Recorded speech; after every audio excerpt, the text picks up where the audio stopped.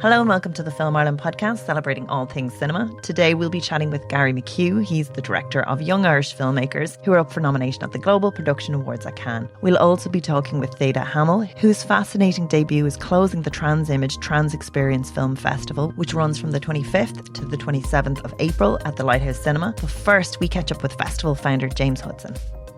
So thanks so much for chatting with us. Yeah, thank you so much for having me. It's been really hectic in the run up to the festival, so I'm really glad we were able to sit down. I know, and hear about it. I presume this is the busiest time where, yeah, all the planning and prepping and organising and fires being put out behind the scenes. So when we show up as the audience, it all goes so smoothly. Yeah, more or less. It's kind of been ebbs and flow of something will come up really last minute and it'll be really hectic. And as soon as that gets sorted, you're like, actually, this is going to be like so smooth. We have this down. And then the most strange and unexpected little problem will come up and you'll be like, oh my God, I was not prepared for this. But everything is actually working out really well. Like we have a really excellent team and the Lighthouse staff have been so supportive and the filmmakers are just absolute dotes. So no, everything's working out really well. Tell me a little bit about the festival. Like, where does the idea come from? So I have been programming with the Gays LGBTQIA Film Festival since 2020, I think.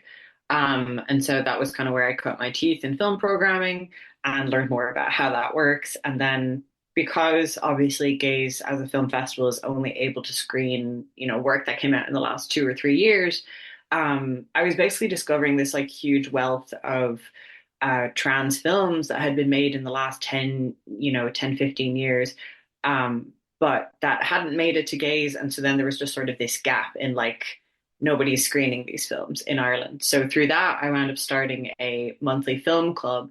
And that developed a really like incredible audience in Dublin. And that was sort of ranging from historical, but also newer films that hadn't screened in Ireland before. And yeah, it was kind of between everything that was happening at Gays with like this increasing amount of like incredible trans film, but that could only ever be kind of a small portion of the program because Gays is obviously for, a larger community. That paired with the audience just felt like there's all these incredible films that need to be shown. There's all these people who are craving new and different film that they're not seeing anywhere. So yeah, it just came together really perfectly. So, tell me about the team that you're working with now. Were you guys all working on that film club? Did you like nab them No. from Gays? So no, it's just me from Gays. So essentially there was a group chat that I was in that was with a few different other people who were working in film in Ireland and who were trans. And so that included filmmakers, but also, people who wanted to get into film and then also other programmers. And so I basically put out a call in there being like, hey, I want to start a festival. Who is willing to try and make this happen with me? Because I was like, I think that, like, I was so committed to doing it. I was like, I think I can make a really tiny festival happen all by myself, but I would rather not do that because that might kill me. And really luckily, Caleb J. Roberts was in there, who's from Outburst Arts in Belfast. Lee Isaac was in there, who works with Queer Spectrum Film Festival, which is Dublin's queer people of color and migrant film festival. So there was already two programmers that I knew who were trans, who were working in queer film festivals in Ireland. And then a little bit after that, I met Olivia O'Rita, who was working with Diff on their Be Kind Rewind series. And then about a month ago, we were also joined by Alo Kerr, who's helping us with marketing more specifically. So myself, Lee, Liv, and Caleb did all of the programming and film picking and sort of organizing the big picture of the festival. But Alo has come in at a really critical time and has really helped the festival run so much more smoothly as well. So truly, like if you took anyone out of the team, it would not have gone nearly as well. It feels like really perfectly balanced. And talk to me about the program and what are your top picks for like what are the things that people can't miss? So the program is really exciting because we really started out being like, we'll be lucky if we're able to show like 5 films. And then things have just worked out so well that we have like this full program of 11 screenings across the weekend from Friday evening to Sunday evening. Um, And that includes feature films, short blocks, one that's a little bit of both. There's a screening with a feature called Dog Movie that's 50 minutes, and that has five short films. And then we have really brand new films like Pony Boy, which is only actually having its general release in this summer, and Stress Positions. And then we also have an archive screening from 1988. So there's truly a little bit of everything. Um, in terms of like highlights, it's so interesting because each programmer like has their own favorites. I personally love the films that are more like scrappy underdog films.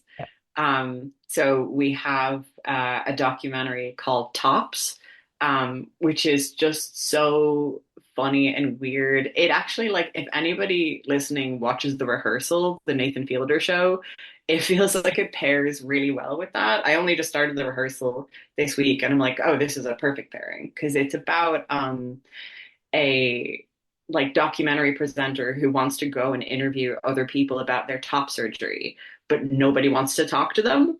And they're playing sort of a fictionalized version of themselves as like this really awkward person who's just kind of desperate to make friends and is using a documentary as an excuse to do so.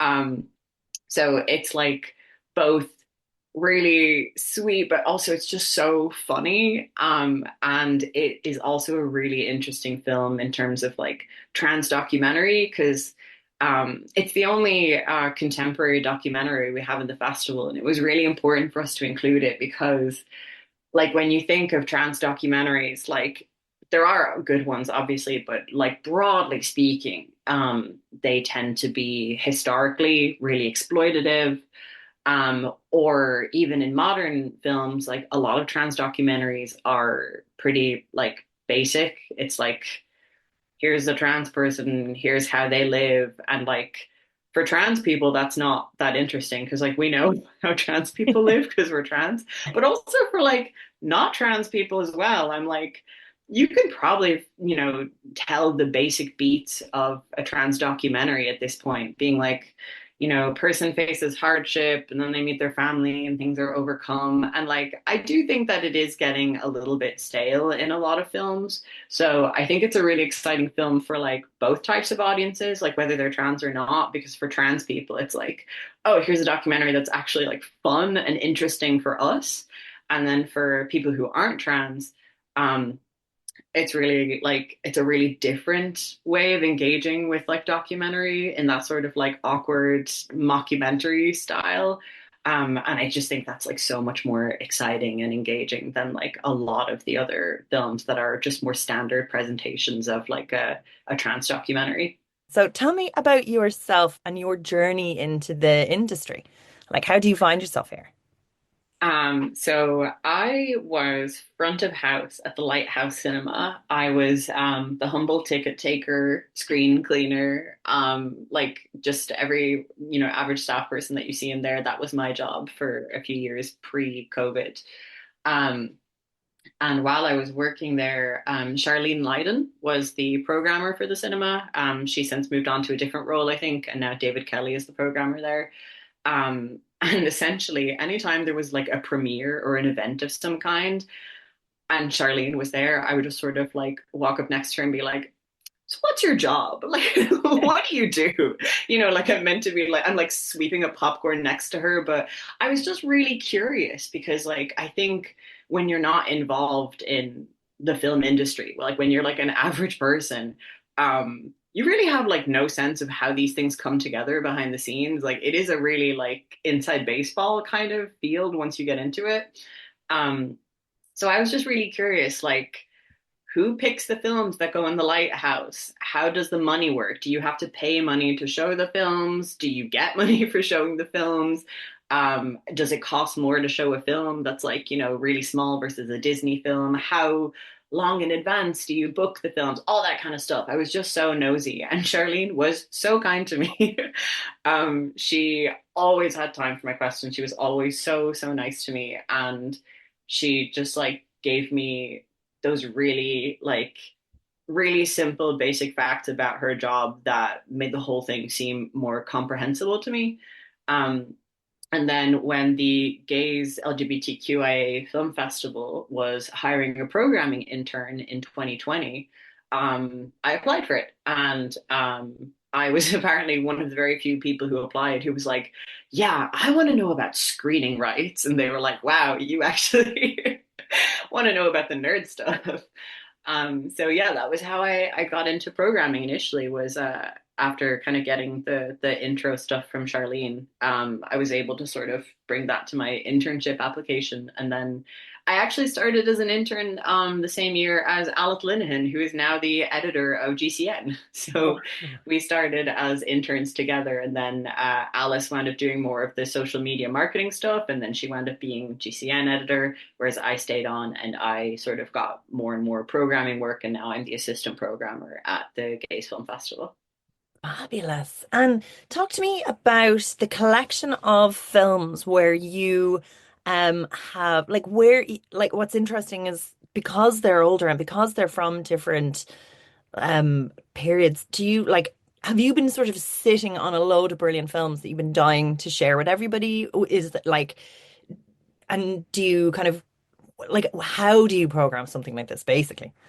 So TITE is more in the model of a film festival. So like the oldest film that we have at TITE is the one from 1988. But aside from that, the films are all from 2022 to 2025.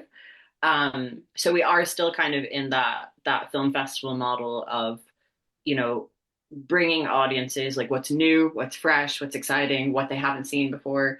There are other screenings outside of TITE that, you know, prioritize more of that sort of archival stuff. But TITE is very much like, I think people can have this sense that like trans film is like a really small thing. So surely there's not enough being made a year to warrant a film festival. And I think we have proven that wrong. We had a long list of like 40 feature films to put in the festival. So that's not even the short films. Like the shorts, there's hundreds that were eligible. And we wound up having like, I think, somewhere between 150 and 200 were submitted. And we whittled that down to like, I think we have 40 short films in the festival. Um, but yeah, so the short films mostly come to us via submissions. And then the feature films, that was very much just researching other queer film festivals from around the world for any hidden gems. We owe a lot to Letterboxd. Letterboxd actually are they're partners of the festival, which is because they basically gave us a like account where we're able to host. We have different guides on films to see and stuff like that, which is all hosted via our Letterboxd.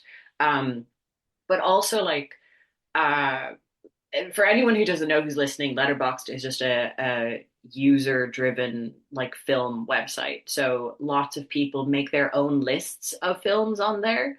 And there's just lots of people on Letterboxd who are basically making these long lists of like trans film, queer film, and stuff like that. And if you just go through all of those, you will wind up finding just one film in each of those lists that that person found that nobody else was paying attention to. Um, and so that sort of leads you to this big picture of all of these low budget films, really obscure films, and then like newer releases that you hadn't heard about.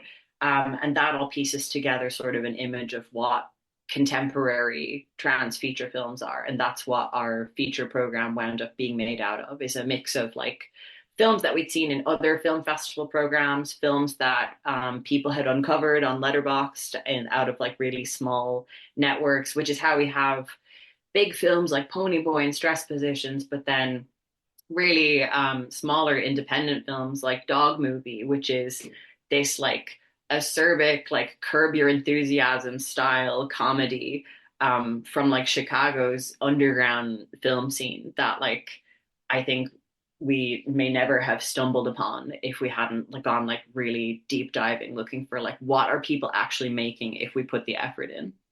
Wow. And you've loads of Q&As and the Mm, proceeds of Sex Change Shock Horror Probe is going to a yeah. special cause. So I was wondering if you could talk us through that as well. Yeah, so we're very lucky with the Q&As in that we have We have like no budget to fly filmmakers in, but a lot of filmmakers are just coming of their own volition because people are really excited about the film festival. Sex Change Shock Horror Probe is that archival screening I was telling you about. It's the one from 1988, or maybe it's 89. Um, and that was the only guest that we sort of budgeted for from the start, is because we wanted to have at least one slot in the festival that would be for an archival film, because there is this problem with a lot of queer and trans art and history and stuff, is that people get really absorbed in the idea of being the first of something. And it sort of winds up erasing all of the history that led to this point. So it's a really handy marketing tool for us to be like, we're the first trans film festival in Ireland, but like we don't want to disrespect anybody who came before us and who like led to this happening. And so Sex Change was the first documentary by a trans person about trans people that aired on TV in the UK. It's by a director called Christine Clark. Um, and it's being presented by a curator from the UK called Jay Hudson, which has no relation to me. We're just both called Hudson. Um, and Jay runs an account and sort of a series of screenings called Tea Girls on Film, which is screening lots of different films focusing on trans women throughout film history. And I find her curation really exciting and engaging because she really prioritizes voices that have often been left out when we talk about trans film canon, because maybe they were in exploitation films or maybe they were on reality TV. And a lot of these films, you know, what you are seeing on screen may be exploitative, or it may have been edited in a way that is really uncharitable to the subject. But those subjects are still real people who were still in film, and they are still part of trans film history, whether we like it or not, you know? And so I really find Jay's curation exciting. So when we decided to have a archival screening, I was like, Jay, will you come over? Will you pick a film for us to show? And this was the film that she picked. Um, and so we're going to have Jay, we're going to have Christine Clark, who's the director, who's 75 now, Wow. and was still, yeah, and she's still out marching in the protests against the Supreme Court judgment in the UK. And yeah, we were kind of trying to figure out, you know, in case anyone who's listening isn't familiar, there was just a Supreme Court ruling in the UK that said that woman is defined by quote unquote biological sex, which is like in of itself not a straightforward thing. Um, so there is a legal fund to help with a challenge of this ruling in the European Court of Human Rights that's happening. And so we were trying to figure out basically after the Supreme Court ruling, like, what can we do as a film festival to like materially help people in the UK with what's going on? Because it's very nice for us to put up an Instagram post being like, solidarity, we love you in the UK. But it was like, we have to do something that means more than that. And so The we rollback of chatted with Jay. rights, it's only a matter of time before it maneuvers, so it's a dangerous thing. It needs to be stopped immediately. Yeah, yeah. So we're really delighted that we were able to sort of settle on making Sex Change a fundraiser screening alongside everything else that's exciting about it. Because I really hope that like you know, every little helps in terms of financially supporting trans people in need and in supporting this legal decision. So, well, sorry, not in supporting this legal decision, in supporting this legal challenge to the Supreme Court decision. So yeah, I'm really looking forward to. I was looking forward to the screening anyway, but now I'm also just like looking forward to us being able to share some of the proceeds with the Trans Legal Clinic. But it's such a jam-packed schedule. There's such a great Mm, array of voices and tones in there. And again, like you've so many kind of speakers coming as well, like sharing their work. And I think that's one of the specialist things about a festival is, seeing the whites of the eyes of the filmmakers as mm.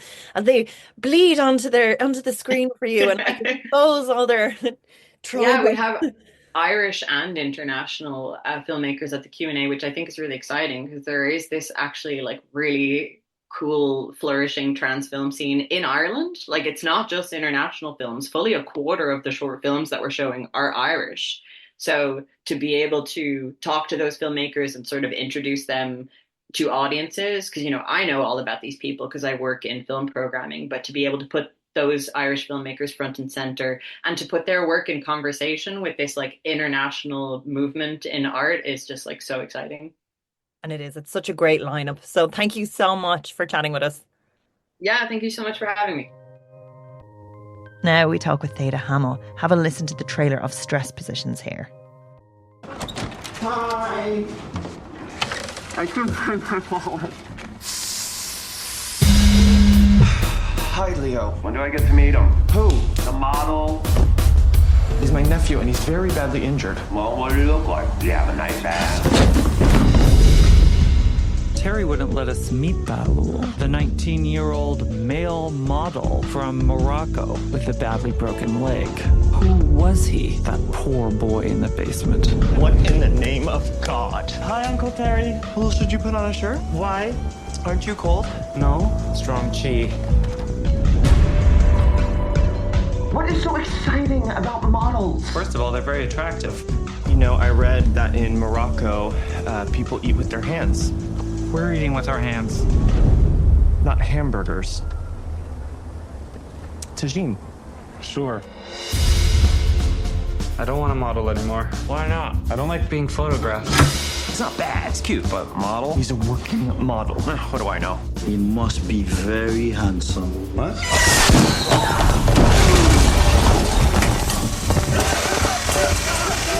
We all feel bad. That's life. We live in hell. That's life. C'est la vie. Have you heard of Fire Island, Balul? It's a sort of beach retreat for the children of Sodom.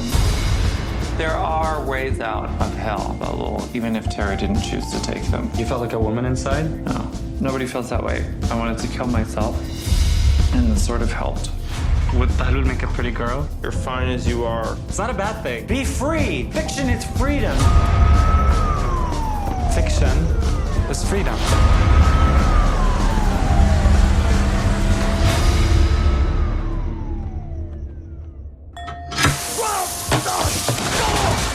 Uncle Terry!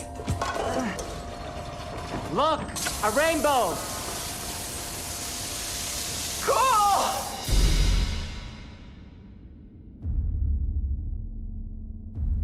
Thank you so much for chatting with us.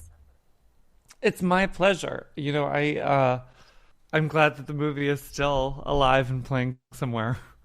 It does take you back when you watch it. You're brought back to that like traumatic time of COVID and that like everything that existed at that time. It's like a kind of iconic piece of a testament. Tell me about your journey into film first.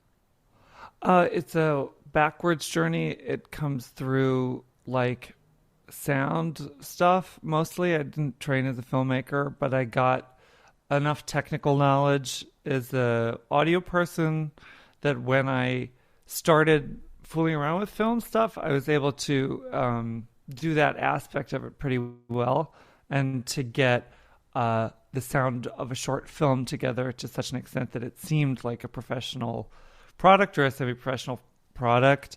And so that when I had a short treatment for a film like this that I was planning to shoot in the same way, in a kind of amateur way, with John Early, who I've known many, many years, and he just happened to excitedly speak about it to the producers at Neon. They took a look at it, and they bizarrely gave me the green light to direct this movie that I had written. So I was kind of hurled into film with very, very little experience. I don't know how much I should admit to that, because I would hate for people to look at the movie and go, oh, yeah, we can see.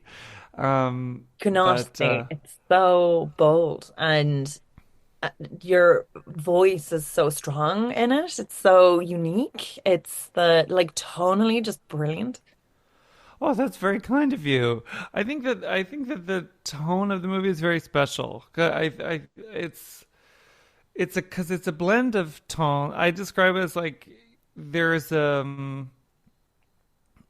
I don't know if it's ever gotten this reading without me sort of leading the witness, but there's a broad comic tone, and then in the middle of it, there's this little sliver of melancholy and lyricism in this character's long sort of running monologue, a character called Balul. And that little strain of lyricism and melancholy sort of comes in and takes over the movie. And I see that almost analogous to like a gendered impulse, like the dysphoria of maybe a trans person early in life. Their outward appearance doesn't correspond to the sliver of whatever it might be inside them. But some sort of transformation, in my opinion, is possible, both at the level of tone and genre and at the level of gender and life. And I also, there's something very truthful and grounding in that, even though there's elements that are so funny and heightened, and your characterization and that blend of physical comedy and like almost like an outlandishly brash character. And there's different types of humor, like a wit, a kind of a really observational, physical, cringy at beats, and then that grounding weight. I'd love to have seen what the script looked like and what your process was in finding the balance. The interesting thing with that, I mean, the script always contained massive, ungodly amount of voiceover, and that made a lot of sense for me while writing it, because you have voiceover is something that you have whether or not the movie gets made. If you write a description, if you're like a crowded room, everyone having the time of their life, that is super contingent. That doesn't exist until you stage it. But if you write voiceover, all you need is a voice. And so leaning on that early on in the script phase is what led to this format where I have the two dueling voiceovers. One of them is me, because the initial script really emerged out of that character, Carla, in sort of my voice saying, you got to hear about this guy, my gay friend Terry Goon. He is a total loser, and this is what happened to him. So that stays as a kind of standard framing narration.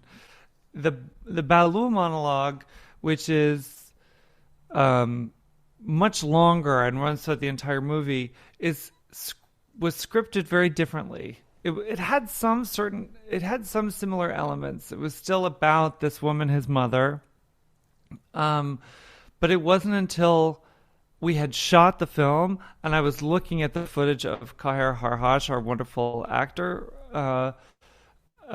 that I saw that everything I had written was sort of not suitable. So it was a kind of a painstaking and dangerous process, flying by the seat of the pants, of writing new monologue that would fit the story that I needed, but also would correspond sort of moment to moment what's going on in his face and his expression and how the movie said it. So that voiceover for him was changing right up until the last minute. It was a very interesting process.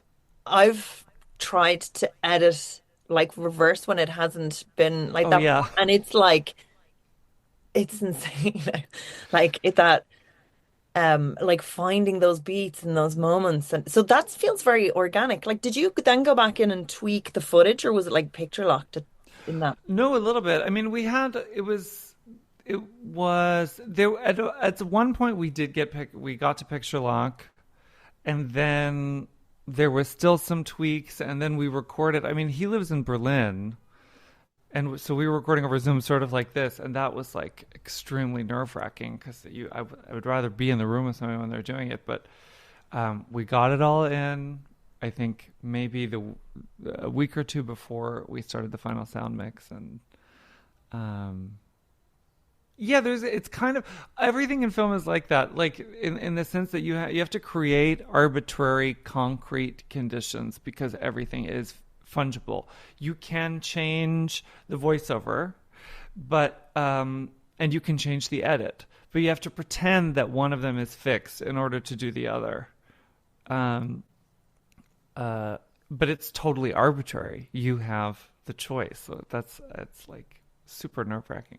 And in terms of then like directing and working like and being in it and working with other actors, how do you find that? Like, is that something again that is it easier like knowing their lived experience or does and yeah, like the scenes that Uh, you're in, how do you work with those? That's a good question. I mean, I wrote a character that I felt that I could play quite easily. For me, I don't have to do any of the things that the other characters are doing, which I think are much harder. I just have to sort of plop down and raise an eyebrow and talk, which I that's what I do all the time. And I find that it's actually quite helpful to be in the scene with other actors. But I don't know if there's anything like a method to it. But if you're in the scene with them, you just sort of look right at them and you adjust them a little bit, break character and adjust them, and then you just cut that part out of the footage. And I mean, I was working with a lot of, I think, very, very great naturally gifted performers, especially John, but I knew everyone for the most part in advance. There were a few people I didn't know, but I was able to write for the people that I knew, and that was tremendously helpful. And God, I'm doing this all in reverse order, but the script. So Oh yeah. getting that, like getting something on the page, getting it green lit, and like finding your actors, getting them attached. Did it change much during the process of your idea to what was there finding, except for like those monologues? But were there other elements or bits of characters? Because it's there's such a complex layering of characters throughout that it like from the outside, I'm just curious to what that looked like on the page. I think, I think like the script reads as very chatty. I think that it was pretty easy to get these characters talking. The and then some of it got cut. Some of it was just atrocious. Like you think you've written really great dialogue or something, and then you get to it, and you're looking at it, you go, this is like awful. Like, so some of it got cut, but I think the script reads. I think that the lyrical tone was a surprise to the people who had read the script. Like, because the script seemed very chatty, and I think it was easy to imagine a certain kind of movie. But there were things that I was planning to do with music and with maybe slowing things down a bit. I like when a movie changes as soon as night falls.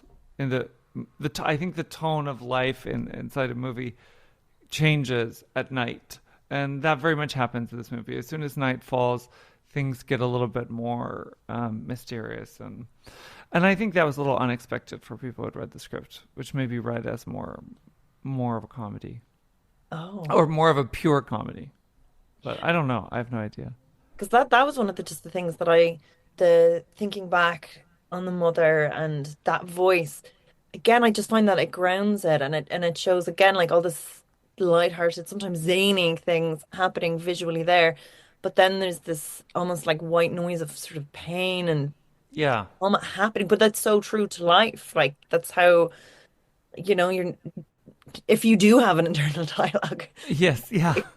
Not Yes. everyone does. But like that. No. But it's yeah. Oh, go on. No, it's just I was saying it's beautiful and it weighs it grounds it in something very tangible in those moments as well. Yes, I think basically that there are. I think that when the movie came out, so it came out in 2024. We shot it in 2022. It's set in 2020. So as time has progressed, even between 2024 and 2025, for reasons that don't even need to be mentioned, the outlook for the future is sort of getting darker and darker, and I see I see those events of 2020 as being so confusing because they're obviously a pivotal point. That's a bridge between eras, very, very clearly. From people of my generation, like millennial generation, it's the terminal point in their illusion of youth. That it's the end of the party. And we didn't necessarily know it at the time, but by the time everybody was back out on the street, it was clear that the streets belonged to the younger generation. We were all old, and we had very little to show for it. We had the media culture that we thought we could create in our own image, and it's completely moved on, and much of it seems totally anachronistic and cringe and horrible. And we don't really have anything substantial in its place. I mean, some people have jobs, a lot of people don't. Some people have prospects, a lot of people don't. And I think that sadness of, like, for example, that generation as is represented in the movie, I think it's there, and I think the sadness will seem more and more pronounced over time. And that the insouciance of the characters, their casual, I don't know, their lack of morality or things like that, I find it at this point almost very charmingly naive and innocent. It's like a sense in which they haven't been totally overtaken by sadness. But many of the characters' position is super provisional. Terry is living in a house that doesn't belong to him. Carla is living in a house that doesn't belong to him. And this unites them a little bit with Bahlul, whose position is totally provisional.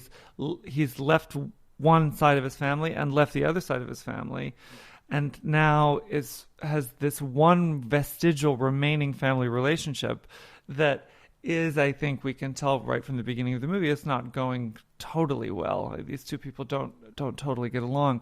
And I think that's very, very sad, to have no family, no future, as Bahlul says, to have no community, no family, no friendship. I think those are all very, very sad things. And the meaning behind that we give to those experiences as well. Like, when you're trying to figure stuff out, like, it's just I just haven't seen a film like this, and it's such an experience, and it's so beautiful visually as well, and melds together. Talk to me then about getting that look, like having that aesthetic, finding the pacing as well for those beats, like on set. Well, with in terms of the look, we had a wonderful cinematographer, Arlene Muller, and we were shooting on a Super 16 lens, so the image is a little smaller and a little softer, which allows us to try hard and look at things in a focused way instead of trying to soften it afterward. The image just has an essential softness, fuzziness, so you can just look at things pretty simply, which is what I prefer to do. And then in terms of just shaping rhythm, it can be pretty hard. I have a sound and a rhythm that I hear in terms of people's delivery, and unfortunately I sort of have to intervene on that, even when an actor would probably rather not have that happen. But I think actually everybody was in very, very good spirits. I loved working with the actors on this movie. I think it was the best part of it for me. And then editing was a colossal process. There was initially 10 months budget, or 10 weeks budgeted. It took 6 months. I couldn't work with an editor because we couldn't afford an editor for 6 months.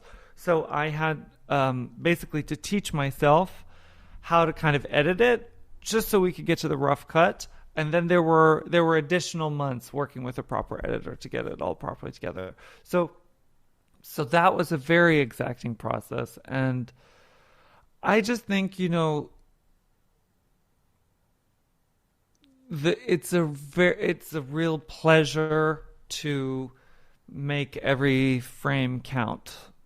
I think every frame count towards rhythm, meaning the look in people's eyes. I think that the movie is built out of those kind of things. It just takes a long, long time. It was a long process.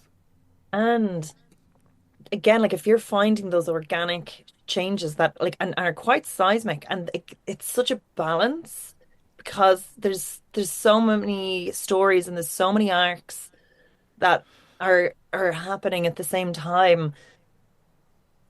Did you like your process there? Did that change much? Did the pacing change much? And then the other editor working alongside someone else after being was that good? Was it difficult? Was it like fresh eyes or was it like ah?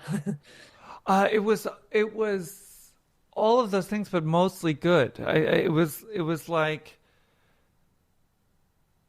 there are when you're working alone, the horrible thing is that when you're not working, because for example, you hate to look at yourself on screen, like, or something is super tedious, like that work doesn't get done, nothing moves. You have an editor, you have somebody at least, so one other person there, you can take your hands off and they can keep moving the project forward, so that when you come back, there's something new to it. And that was our editor, Aaron DeWitt, very, very, very, very wonderful collaborator. And the, the I think there was, just like I said, there were a lot of things in the movie that I thought would be totally delightful that absolutely weren't. And there was, I think everybody describes this that I've talked to, but there was one day in particular where after, weeks of putting everything together painstakingly, we sat down and watched it, and it was like,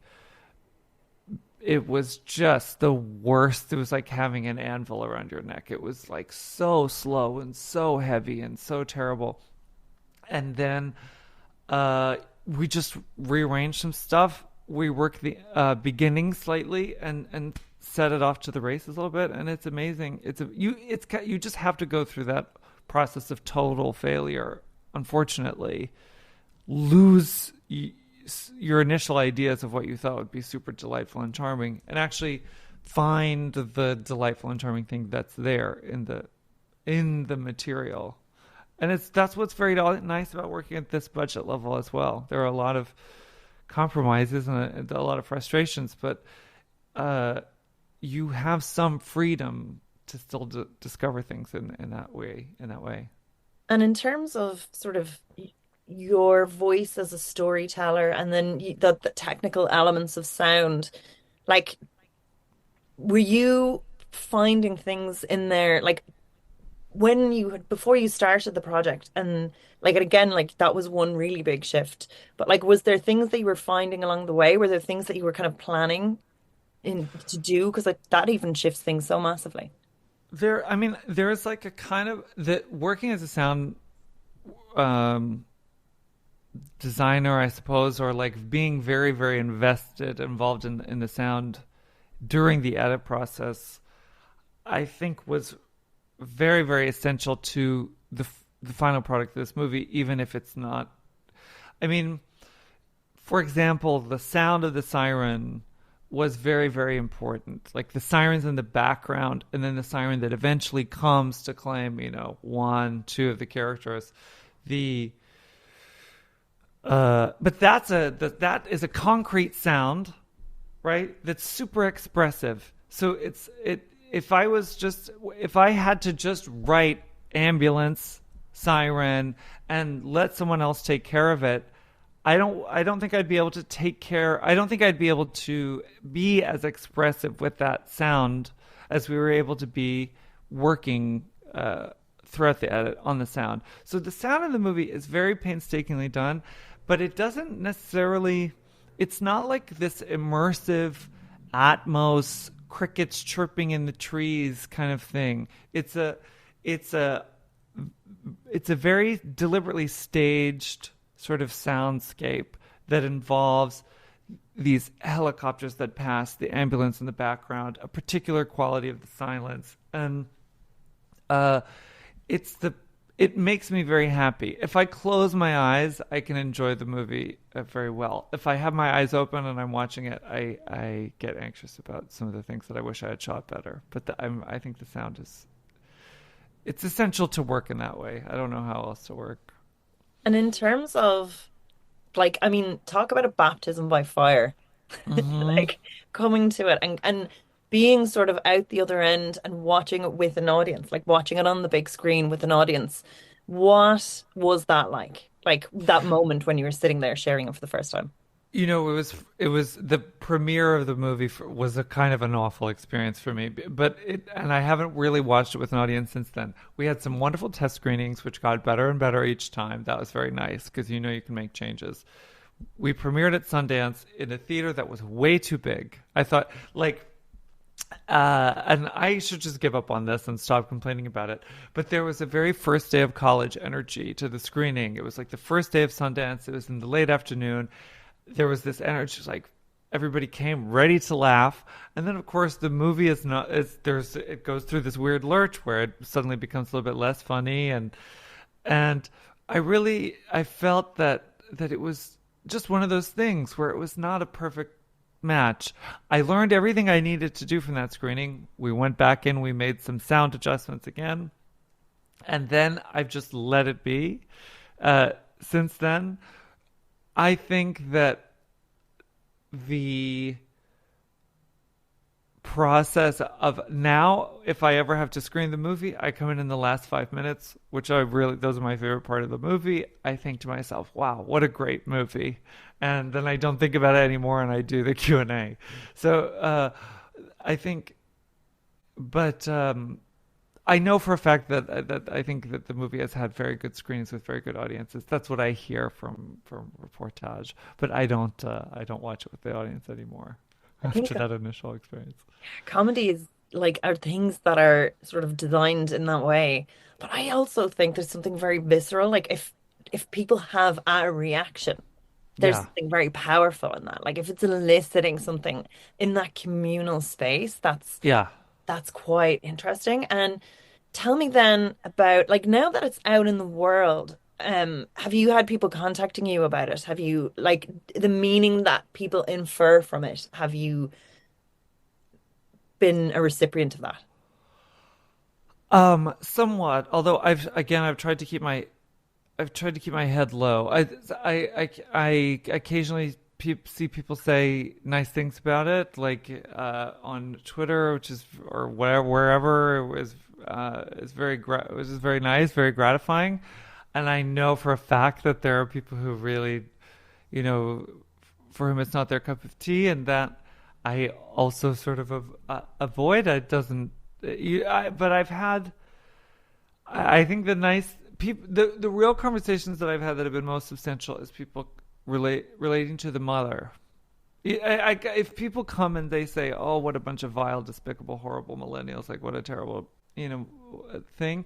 There's not much of a conversation, but I do have people sometimes come up to me and speak to the figure of Bahloul's mother, the particular struggle of that character, of having a mother who is alone, who is not necessarily so religious, but who is seeking something, and then the problem of being a child swept into the seeking of the mother who you love and are attached to, but ultimately have to place distance, between yourself and her.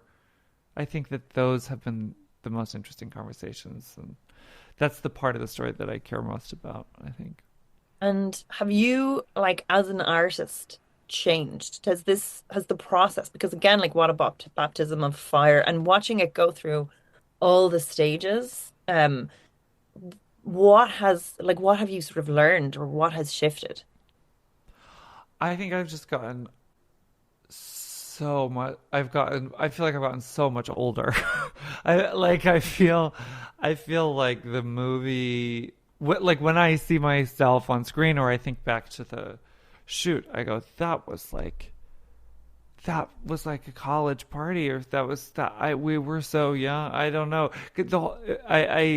I don't know how I would work in the future. I think that I've maybe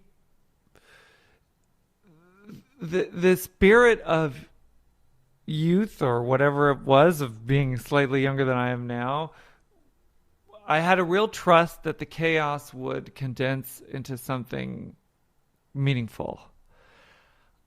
I now have, unfortunately, a little bit of fear of that level of chaos, of entering into that level of chaos.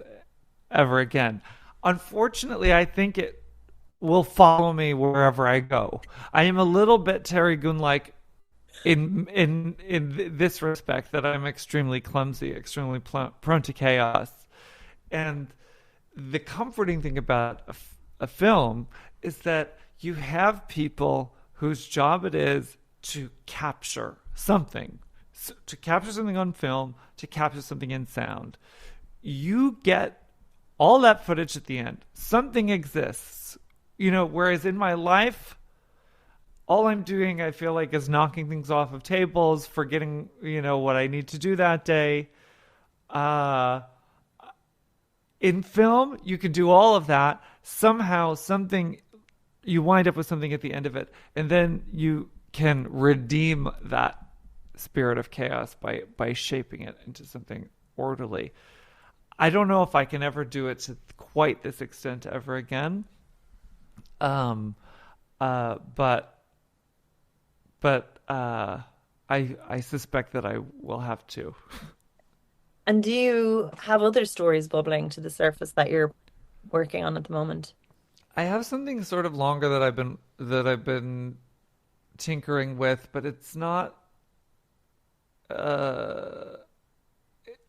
It's not going as well as I would like, just in the writing. So I'm shooting a short film next week. Oh. It's going to be very, very. It's a very small production. I mean, I'm shooting everything. I'll do the sound myself. We're using a camcorder. And it's just friends. It's in their apartment. It's my favorite kind of subject matter, which is somebody going sort of quietly insane in their domestic space and a visitor coming over and kind of getting a look around. I think everything I've ever made is sort of in that spirit. So I think that should be a very exciting experience, and maybe, hopefully, that will help build some momentum toward finishing this other big feature film idea. Well, we look forward to watching it. We'll keep our eyes out. Well, thank you. Thank you so much. It was such a pleasure to talk to you. The Cities Festival proudly presents 8 feature films, 40 shorts, a workshop, and filmmaker Q&As. So check it out now on TITE.ie. And finally, we get to catch up with Young Irish Filmmakers director Garry McHugh. So thanks so much for chatting with us. Absolutely delighted to. And I was wondering if you could talk about the work that Young Irish Filmmakers do. So the work that we do, Young Irish Filmmakers was started way back in the last century, in 1991. And so we're nearly 35 years old. And we're working with young people from as young as 10 years of age right up to about 25 through filmmaking. And now in the recent years, we've been doing animation as well. We've got 7 different programs across 4 national programs. And then there's 3 programs that we run kind of locally and regionally in around Kilkenny, which is where we're based. So it was started by a Kilkenny man who married his 2 loves of youth work and filmmaking together. And he said, right, filmmaking would be kind of cool. Young people would love that. So why don't we start a youth club with cameras? And so 35 years later, we're working with about 2,500 young people a year, all over Ireland in, many different ways, from writing right through to making, right through to reviewing films. And is there something magic in the water in Kilkenny in terms of everything that's being produced and it's such a hub for theatre and all the animation studios down there, even crafts and trades and stuff. What's going on? What are you doing? Yeah, we've got the secret and we're not telling you. Oh, no. No, and I can't even claim that secret because I'm a Carlow man. So I'm the next border over. So I've crossed the border into Kilkenny every day. I just carry a hurl in the back of the car and they'll let you in. That's fine. But no, I think, Kilkenny has a great history of arts and theatre, and indeed the Crafts. The Crafts Council is based here. The Craft Workshop started here in the 50s or 60s. So I think that brought about an awful lot of, artistic people together in a small area like Kilkenny. And it's a city, but it feels very much like a small town because it's got such kind of lovely old medieval infrastructure that it just has that feel about it, which cannot be changed. No bad town planning can happen because they'd be messing with medieval kind of walkways and alleyways, which is fantastic because it just has to stay the way it is. And I think that's part of its character. And, you know, the theatres where Mike Kelly, who started Young Irish Filmmakers, started, and then he fell in love with film and he started Young Irish Filmmakers, and young people came to that. They went off to animation college and they came back and they started Cartoon Saloon. And Cartoon Saloon, which is one of those animation studios you're talking about, was started by Tom Moore, who was a young Irish filmmaker, and Ross Stewart, who was a young Irish filmmaker both from Kilkenny. They met their friends up in Ballyfermot, came back after they'd gotten their degrees, and were like, Mike, we don't want to go colouring in backgrounds for Disney. We want to make our own work. Look, we've got this lovely idea. And that was the bones of the idea it was Brendan's Voyage, and I think it became The Secret of Kells. And so that was their first feature. So they started that feature film upstairs in Young Irish Filmmakers. I think Mike helped them get some funding to start them off, and then, you know, look where they are now. You know, it was like an incubation unit before they were even a thing, really. That's brilliant. And talk to me then about your own role there. When did you become involved? So I became involved with Young Irish Filmmakers, I think it's early as 2002. I helped Mike set up the first National Youth Film School. And back in those days, he was making feature films over 5 weeks with about 20 young people. So we were training them intensively for a week, and then we would swap crews every week. So it'd be different director, different camera team, different, you know, lighting team, all that sort of stuff every week. And that was quite an undertaking. You know, 20 young people from all over Ireland came and stayed in host homes in Kilkenny, and we made a feature film together. It was crazy. It was absolutely madness. I wouldn't do it now, but back then it seemed like a great idea. So we did. Yeah. Lots and lots of fun. And so that's 2002. And then I did that for a couple of years on and off. And then the boom was happening. So, I went out and I joined the corporate video world and made a lot of money and got a mortgage on a house and got married and began to settle down. And then the recession hit in 2008, 2009. And by 2010, I was made redundant from where I was working. And the first people I called was Young Irish Filmmakers, because I was just like, go where your heart is. And I had such a good time here. I knew the money would be crap, and it was, but I went back to what I really loved. And that was just making movies with crazy young people. And I've been here ever since. Just had my 15-year work anniversary with Young Irish Filmmakers. Came up on my LinkedIn. I was like, my God, what's going on? And talk to me about the work. So you do practical workshops there now, hosting them, and you also do countrywide projects and festival projects. So we do, we're real kind of boots on the ground style. It's all about the process. So we do everything from script writing workshops with young people to mainly filmmaking, live action workshops. We do them in schools, youth clubs, wherever there's young people or people who work with young people, like youth workers, community workers. And we just finished training the tranche of teachers who are now starting the Leaving Cert for film and theatre studies. So we do that sort of training as well. And then we have a residential program during the summer. It's like the Gaeltacht for young filmmakers and animators. That's the National Youth Film and Animation School. We have the Young Critics program, which I believe you've been in connection with. They're fabulous. We've actually stolen some of them to be our actual critics who review brilliant films now and who go to see press screenings, and they have Rotten Tomato profiles, and they're very talented young writers. What can I say? We sow the seeds, and mighty oaks grow. I'm joshing. We're very proud of what they go on to do. What they do with us is mainly kind of about process, and it's about supporting their personal growth, their social interactions, and bringing them together so that they can learn about all those skills that they need to work in this crazy industry, and have multiple skills so they're a bit flexible and adaptable. And like yourself, I mean, we all kind of work many different roles throughout our careers.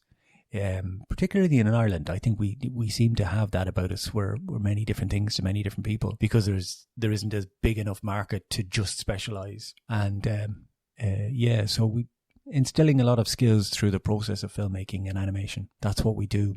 What other programs do we have? We've got a full-time course here at level 4 and level 5 through the ETB. We do the National Youth Film School is supported by Screen Ireland. And the Arts Council and the Department of Children give us, core funding to run all our other different programs. So, so much, to engage with for young people, and they can go move from one end to the other. So it's nice that we kind of see that throughput and pathway for young people to come up program to program and then on into better bigger and better things. And it's one of the transferable skills. If you're writing about film, it's so helpful for your funding applications further down the line. Doing if you're doing like more technical elements of the film making thing, it can transfer into marketing careers. Like it does teach you quite a lot. And again, like in so many roles, you're right, like there's so few tasks that is just one specific skill set that you do over and over again, unless it is that trade in this field.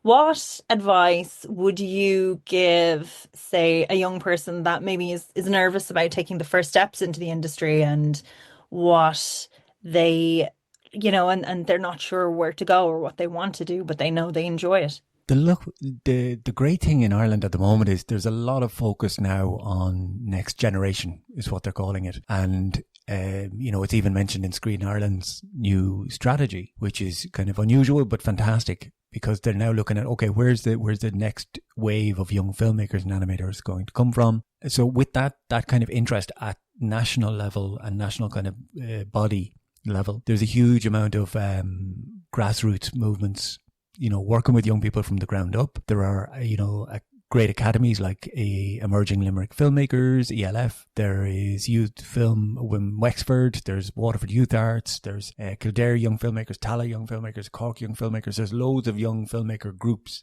propping up all around the country.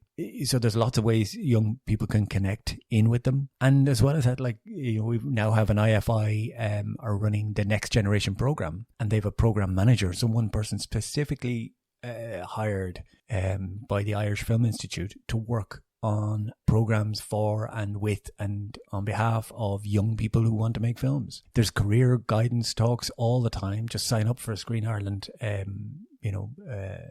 newsletters and IFI newsletters, and you'll find out about them. So there's a lot of focus there on getting the word out on what's available. How do I get into college? Where do I study my portfolio? And who can I? A lot of the times, young people want to connect with other young people, and that's the way to do it. Go to these talks, career talks. Come to one of our summer camps. Go to Cork Young Filmmakers, or find the local club that's in your space, in your area, and then join them and meet other like-minded young people, because that's what it's about. It's finding your tribe and then making your move or your movie. Brilliant. So you have something very, very exciting coming up now. I don't want to date this because it's going to go out later, but I was going to say in May, but you have something very exciting coming up now. I was wondering if you could tell us a little bit more about it. Yes. Well, look, we're beyond excited and proud. And this is an exclusive, especially for yourself.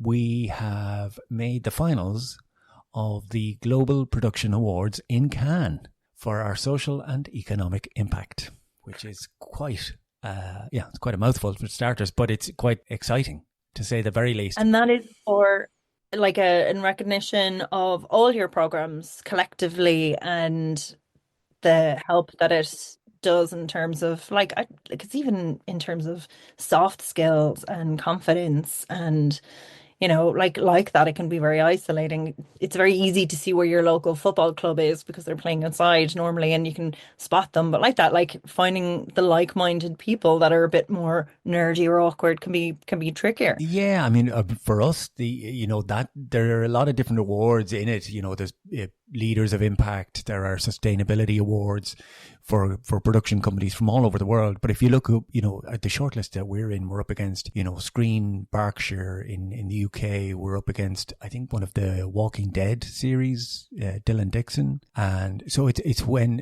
and we're in it as obviously as an organization and a training organization at that, and a next generation training, organization, which doesn't have the same funds as a screen industry one might. So the what they're looking at is, what's your social impact when you work with a group or when you work in an area? What work do you do with the local people? What do you do with the local region? Even insofar as if you look at our team, we've got a team of 10 people. 4 or 5 of those people have become full-time employees, having started either as members, then volunteers, then part-time, then full-time, or they've come in to us through community employment schemes. Returning to work. our operations manager and our information officer, both ladies who are returning to work and, we've started on a CE scheme and they're now running the place. So that's the kind of social impact within the team as well as for young people. And obviously for young people, we're imparting, hopefully imparting, some skills that get them further on in life, like problem solving skills, creativity, collaborative skills, teamwork, communication, all of those, life skills that they'll take with them. But it's quite we're very, very proud of the work we've been doing. So it's nice to get the recognition. Yeah, but again, like it's on in one of the biggest festivals in the world, one of the biggest industry events that we have. And tell me, what is the plans for the day? So do you go over? Is it like a ceremony? Is it a kind of conference? What's the lay of the land, or is that all a surprise? The helicopter picks me up at 8 a.m. No, I'm joking. Well, look, I could just fly over for the night and come back after the awards, but I think because of the nature that, I'm not being modest here, I don't think we're going to get to Cannes twice in one organisation's lifetime. This is a once in a lifetime for our organisation. So I'm planning to travel over on the Friday. The awards are on the Monday night, Monday the 19th of May. And so I'll be there for the weekend. Screen Ireland are very kindly getting me a pass so I can walk around and look like I know look like I belong. And then, setting up meetings, try and go to a couple of screenings, soak up the ambience of Cannes, top up my tan, which is Snow White at the moment, and really just make a lot of contacts and do as much networking as possible, really, to see what other kind of training organizations are out there. If there are any other next generation, youth film organizations out there, I suspect we'll be one of a few, if not the only. So I think that having that unique kind of standpoint is good when I'm out there. So I'm just really excited to meet everybody out there and see what Cannes is really like. God, well, best of luck. Our fingers and toes are crossed for you. You're in great company as well. There's another few Northern Irish organisations there. So we're well represented, but I think that's a particularly exciting one. So we'll be sitting at home toasting some little French champagne. Thank you very much. Thank you. Best of luck. Thank you. Take care. Thanks to everyone for chatting with us, and thank you for listening. So make sure to check out filmireland.ie.